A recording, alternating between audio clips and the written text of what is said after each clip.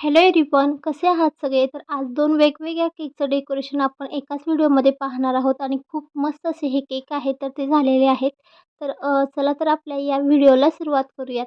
तर बघा इथे मी सगळ्यात अगोदर पहिला केक आहे तर तो आपण मँगो बनवूयात आणि त्यानंतर पायनॅपल केकचं जे डेकोरेशन आहे तर ते पाहूयात. तर बघा इथे मी हा जो केक आहे तर तो एकदम व्यवस्थित असा फिनिशिंग आहे तर तो करून घेतला आहे आणि त्यानंतर या केकवरती मी येलो कलरचं जे जेल आहे तर ते स्प्रेड करून घेत आहे आणि येलो कलरचं जे जेल आहे तर त्याने केक आहे तर तो खूप मस्त असा दिसतो. आणि पर्सनली मला तरी येलो कलरचे जे केक आहे तर ते खूप आवडतात. तर इथे माझ्याकडून थोडंसं जे जेल आहे तर ते थोडं घट्टसर झालेलं आहे, पण तुम्ही थोडंसं पातळ कन्सिस्टन्सीमध्ये जेल आहे तर ते करू शकता. त्यामुळे एकदम इझिली असं आपल्याला जेल आहे तर ते स्प्रेड करता येईल. तर बघा यानंतर आता आपल्याला नूर वन हे नोझल घ्यायचं आहे आणि त्यानंतर याच्यावरती एका साईडला आपल्याला अशा पद्धतीने काही रोजेट आहे तर ते बनवून घ्यायचे आहेत. तर नूर वन ऐवजी तुम्ही नूर टू हेही नोझल आहे तर तेही घेऊ शकता.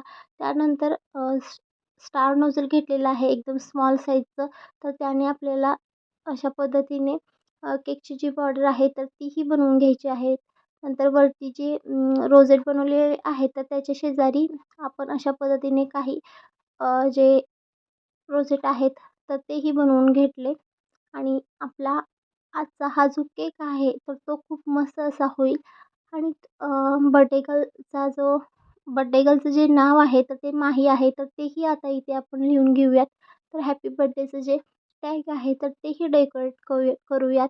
आणि नंतर आपण जे रोझेट आहे तर ते बनवलेले होते तर त्याच्यावरती रेड कलरच्या जेलने आपण अशा पद्धतीने डॉट देऊन घेऊया. त्यामुळे जे रोझेट आहे तर ते खूप छान असे दिसतील. तर हा जो केक आहे तर तो कस्टमरनी मला फोटो पाठवलेला होता तर सेम त्या पद्धतीने त्यांना बनवून द्यायचा होता. तर बघा नंतर काही शुगर बॉल्स आहेत तर तेही मी डेकोरेट केले होते आणि तो केक आहे तर तो झाला होता.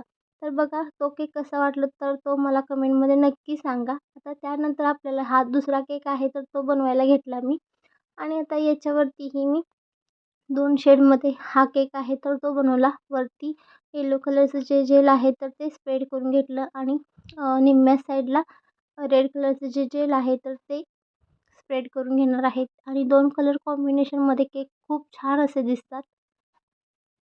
तर तुम्ही पाहू शकता की रेड आणि येलो अशा पद्धतीने केक खूप भारी असा दिसत आहे. आता हे जे जेल आहे तर ते व्यवस्थित असं स्प्रेड करून झालेले आहेत आणि त्यानंतर आपल्याला ब्लॅक कलरचं जे जेल आहे तर ते घ्यायचं आहे आणि अशा पद्धतीने डॉट आहे तर ते देऊन घ्यायचं आहेत.